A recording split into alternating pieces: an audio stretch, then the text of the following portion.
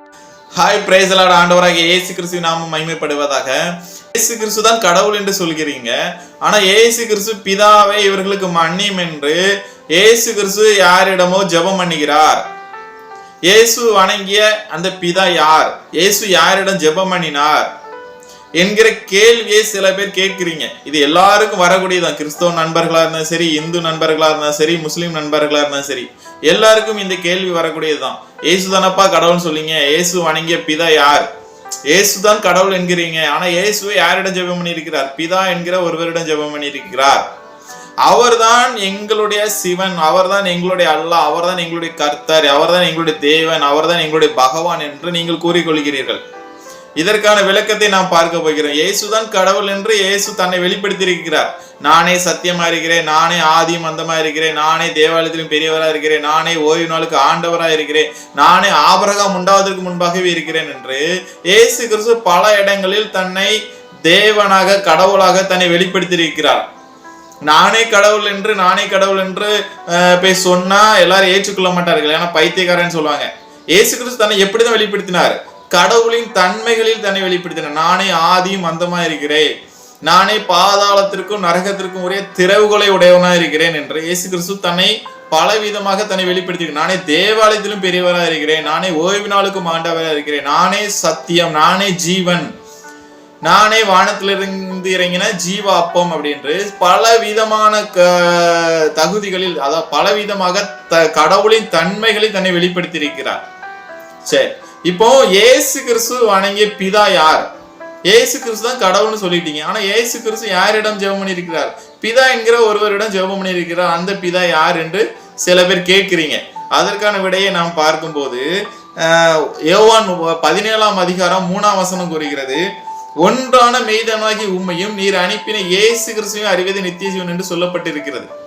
ஒன்றான மெய்தனாகி உம்மையும் நீர் அனுப்பின இயேசு கிறிஸ்துவையும் அறிவதே நித்திய ஜீவன். ஒன்றான மெய்தனாகி உம்மையும், அதாவது முதலாவது பிதாவை அறிய வேண்டும், அவர் அனுப்பின இயேசு கிறிஸ்துவை அறிய வேண்டும்.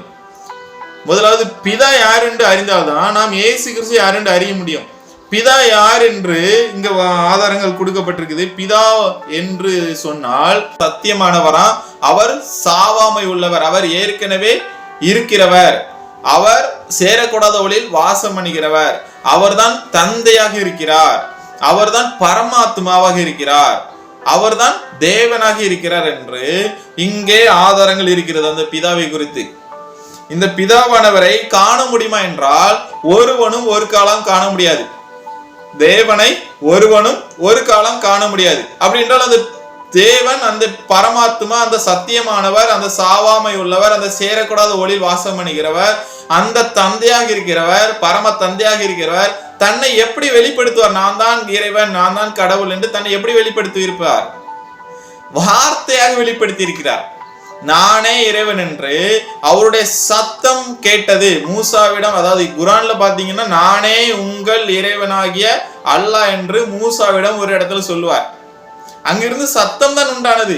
அந்த பரமாத்மாவிலிருந்து ஒரு சத்தம் உண்டாயிருக்கிறது. அந்த பரமாத்மாவை ஒருவனும் ஒரு காலம் கண்டதில்லை. அவர் சேரக்கூடாத ஒளியில் வாசம் பண்ணுகிறார். அந்த சத்தம் எப்படி வெளிப்பட்டிருக்கிறது? வார்த்தையாக வெளிப்பட்டிருக்கிறது. சப்தநாதமாக இருந்தது, அந்த ஒளியாக இருந்தது, இங்கே வார்த்தையாக வெளிப்பட்டிருக்குது. அந்த வார்த்தை தான் குமாரன் என்று சொல்லப்படுகிறது. அவரை தான் நீர் அனுப்பின இயேசு கிறிஸ்து, அதாவது குமாரன், இயேசு கிறிஸ்துவை தான் குமாரன் என்று சொல்லப்பட்டிருக்கிறது.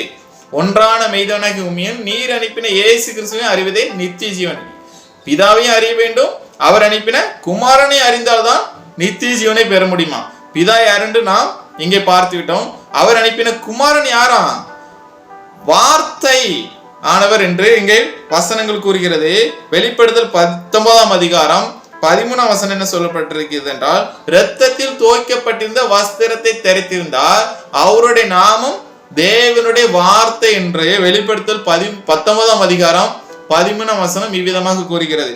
குர்ஆன்ல பார்க்கும்போது குர்ஆன் 4ஆம் அதிகாரம் 171லையும் 3ஆம் அதிகாரம் 45லையும் 19ஆம் அதிகாரம் 34 என்ன சொல்லப்பட்டிருக்கிறது என்றால், அவர் இறைவனுடைய வார்த்தையாக இருக்கின்றார் என்று சொல்லப்பட்டிருக்கிறது. அந்த இறைவனுடைய வார்த்தையா இருக்கிறவருக்கு பேர் தான் என்னது?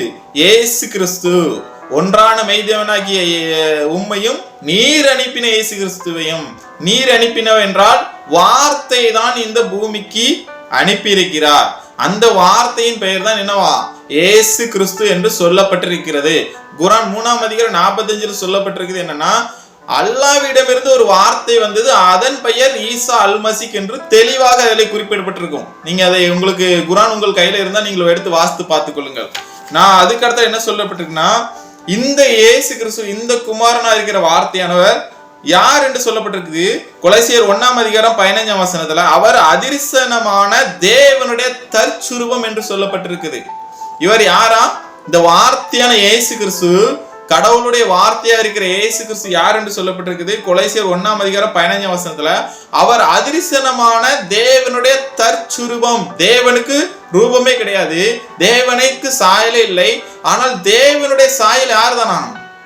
இயேசு கிறிஸ்து தானா? அதாவது அவருடைய வார்த்தை தான் அவருக்கு சாயலாக இருக்கிறது. இன்னொரு வசனமும் உங்களுக்கு நான் எடுத்து காட்டுகிறேன். பிலிப்பியர் 2:6 அவர் தேவனுடைய ரூபமா இருக்கிறார் என்று சொல்லப்பட்டிருக்குது. யாரு? இயேசு கிறிஸ்து தான், குமாரனா இருக்கிற இயேசு கிறிஸ்து தான் ஒன்றான மெய்தேவனா இருக்கிற அவருக்கு, அதாவது பிதாவாகிய தேவனுக்கு ரூபமாக இருக்கிறாராம். தேவனை ஒருவனும் ஒரு காலம் கண்டதில்லை, அவர் சேரக்கூடாத வழியில் வாசம் பண்ணுகிறார், அவருக்கு அவர் சாவாமை உள்ளவர், அவரை யாரும் பார்த்ததில்லை, அவருடைய சத்தம் தான் வெளிப்பட்டுச்சு, அந்த சத்தம் வார்த்தையாக இருக்கிறது, அந்த வார்த்தை தான் யாருடைய ரூபமா இருக்குதான்? தேவனுக்கே ரூபமாக இருக்கிறது என்று சொல்லப்பட்டிருக்குது. அந்த வார்த்தை தான் யோவான் 1:1 14 சொல்லப்பட்டிருக்குது. அந்த வார்த்தை மாம்சமானது. ஹல்லேலூயா. தேவனுடைய வார்த்தை தான் என்னவா இருக்கிறது? மாம்சமானது. இந்த மாம்சமானவர் தான் யார் என்று சொல்லப்பட்டிருக்குது? இயேசு கிறிஸ்து. இந்த இயேசு கிறிஸ்து தான் யாரா? தேவனுடைய ரூபம், அவருடைய தற்சுரூபம். தேவனுக்கு ரூபம் இல்லை, ஆனால் தேவனுடைய ரூபம் யார் தான்? அவருடைய வார்த்தையா இருக்கிற இயேசு கிறிஸ்து தான் தேவனுக்கு ரூபமா இருக்கிறார். அதாவது தேவனுடைய ஆவி ஆத்மாவுக்கும் ரூபமா இருக்கிறவர் யார் தான்?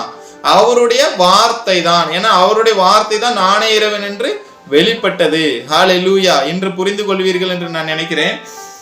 இவர் தேவனுடைய ரூபமா இருக்கிறபடினால் இவர் என்ன சொல்கிறார்? யோவான் 14:9 என்னை கண்டவன் பிதாவை கண்டான்கிறார். நீ என்னை கண்டாலே நீ பிதாவை கண்டாயிற்று. ஏன்னா பிதாவை ஒருவனும் ஒரு காலம் காண முடியாது. நான் தான் அவருடைய ரூபமா இருக்கிறேன். ரூபமா இருக்கிற என்னை கண்டாலே நீ யாரை கண்டாயிற்று?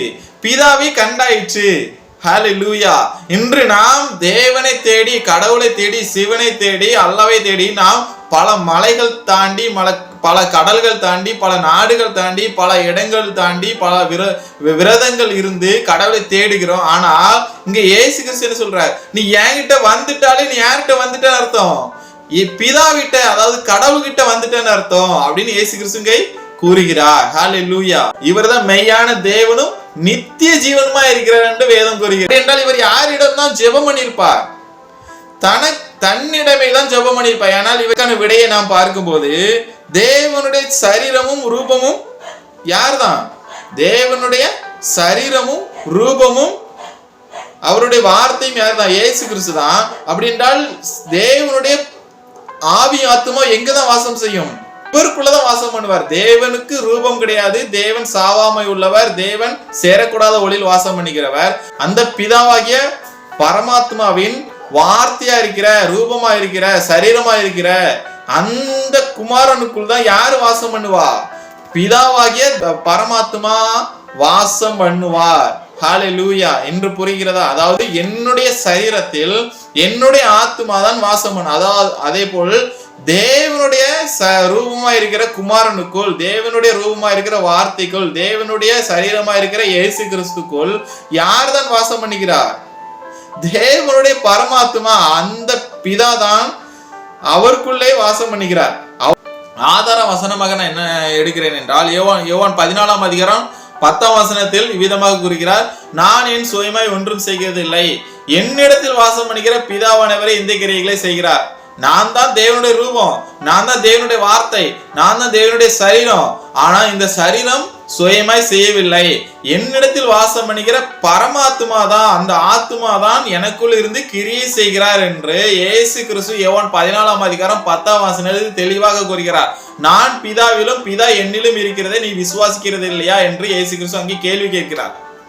நான் பிதாவிலும் என்றால் வார்த்தையா இருக்கிற நான் சத்தியத்துக்குள்ளும், என பிதாவை தான் என்னவென்று சொல்லியிருக்கிறேன், சத்தியமானவர் என்று சொல்லியிருக்கிறேன். நான் வார்த்தையா இருக்கிற நான் சத்தியத்துக்குள்ளும், சத்தியமா இருக்கிற பிதா எனக்குள்ளும், அதாவது வார்த்தைக்குள்ளும் வாசம் பண்ணுகிறார். ஹல்லேலூயா. இருக்கிறதை நீ விசுவாசிக்கிறது இல்லையா என்று பிலிப்பியிடம் இயேசு கிறிஸ்து விதமாய் கேட்கிறார். குர்ஆன்ல 2ஆம் அதிகாரம் 87 2ஆம் அதிகாரம் 253 5ஆம் அதிகாரம் 110 21:91 என்ன சொல்லப்பட்டிருக்குன்னா, இயேசு கிறிஸ்துனுடைய சரீரத்துக்குள் யாருடைய ஆத்மா வாசம் பண்ணுகிறது? பரிசுத்த ஆத்மாவை வாசம் பண்ணுகிறது. இந்த பரிசுத்த ஆத்மா யாருடையது? இறைவனுடைய ஆத்மா தான் இயேசு கிறிஸ்துக்குள் வாசம் பண்ணுகிறார். அப்படி என்றால் இயேசு கிறிஸ்து யாரிடம் ஜெபம் பண்ணினார்? அவருடைய ஆத்மாவிடமே தான் அவர் ஜெபம் பண்ணினார் ஒழிய மற்றபடி வேறொரு பிதா வேறொரு கடவுளிடம் அவர் ஜெபிக்கவில்லை. இவரே தான் மெய்யான தேவனும் நித்திய ஜீவனுமா இருக்கிறார். அதனாலதான் இயேசு கிறிஸ்து என்ன சொல்றார்? என்னை கண்டவன் பிதாவை கண்டான் என்கிறார், என்னை பகைக்கிறவன் என் பிதாவையும் பகைக்கிறான். அப்படி என்றால் இயேசு கிறிஸ்து யாரிடம் ஜெபம் பண்ணினார்? அவரிடமே அவரே தான் ஜெபம் பண்ணினார் ஒழிய மற்றபடி அவருக்கு மேலாக வேறொரு தேவன் இல்லை. இவரே மெய்யான தேவனும் நித்திய ஜீவனுமா இருக்கிறார். உங்களுக்கு நான் இன்னும் புரியல என்றால் இன்னும் உங்களுக்கு விளக்கம் கொடுக்கிறேன். சங்கீதம் 103:1 அதிகாரத்தில் என்ன சொல்லப்பட்டிருக்குன்னா, என் ஆத்துமாவே கர்த்தரை சோஸ்திரி, என் ஆத்துமாவே கர்த்தரை சோஸ்திரி என்று என் ஆத்துமாவை குறித்து நான் தான் சொல்லுகிறேன். உங்களுக்கு புரிஞ்சுட்டா? என் ஆத்மாவிட நான் ஒரு கட்டளை கொடுக்கிறேன், என் ஆத்மாவே நீ கடவுளை நோக்கி ஜெபம் பண்ணு அப்படின்னு நான் சொல்றேன். இன்னொன்னு குர்ஆன்ல என்ன சொல்லப்பட்டிருக்குன்னா, குர்ஆன் 50ஆம் அதிகாரம் 16ஆம் வசனத்தில் என்ன சொல்லப்பட்டிருக்குன்னா, அவன் மனம் அவனிடம் என்ன பேசுகிறது என்பதை நாம் அறிவோம். அவன் மனமே அவனிடம் என்ன பேசுகிறது? அவனுடைய மனசு இருக்குல்ல, அவனுடைய மனசு அவனிடமே பேசுகிறதா, அதை கடவுள் அறிவாராம். அப்போ இங்க என்ன நடக்குது? அவனுடைய சரீரமும் ஒன்றுக்கொன்று பேசிக் கொள்கிறது. உங்களுக்கு புரிந்துட்டா? இப்ப என் ஆத்மாவை கர்த்தரை சோஸ்திரி என்று நான் என் ஆத்மாவை குறித்து பேசுகிறேன். சில நேரங்கள்ல நாம் நமக்கு நாமே பேசிக்கொள்வோம். அதை நீங்கள் அறிந்திருப்பீர்கள் என்று நினைக்கிறேன். நீங்க எத்தனை பேர் அதை உணர்ந்தீர்கள் என்று தெரியவில்லை. நான் சில நேரங்களில் உணர்ந்திருக்கிறேன். என் சரீரம் சொல்லும், கொஞ்ச நேரம் ரெஸ்ட் எடுப்போம், தூங்கும் அப்படின்னு நம்ம என்னுடைய சரீரம் நினைக்கும். ஆனா என் ஆத்மா சொல்லும், இல்ல நீ ஜெபம் பண்ணணும், அப்பதான் உனக்கு பலன் உண்டாகும் அப்படின்னு என் ஆத்மா என்னிடம் சொல்லும். என் சரீரம் சொல்ல, இல்ல நீ நல்லா தூங்கு, ஜெபம் பண்ணது ஜெபம் பண்ணிக்கலாம் அப்படின்னு என் சரீரம் சொல்லும். இப்படி என் ஆத்மாவிடம் நான் பேசுகிறேன், என் ஆத்மா என்னிடம் பேசுகிறேன். இதே போன்றுதான் இயேசு கிறிஸ்துவும் யாரிடம் பேசினார்? அவருடைய ஆத்மாவிடமே அவரே பேசினார் ஒழிய அந்த பிதா ஆகிய பரமாத்மா அவருடைய ரூபமா இருக்கிற சரீரத்தோடு பேசினார் ஒழிய மற்றபடி வேறொரு கடவுள் இல்லை. ஒரே கடவுள் தான் நமக்கு உண்டு. ஹல்லேலூயா. ஒரே கடவுள், அவர்தான் ஒன்றான மெய்தேவனாகிய இயேசு கிறிஸ்து.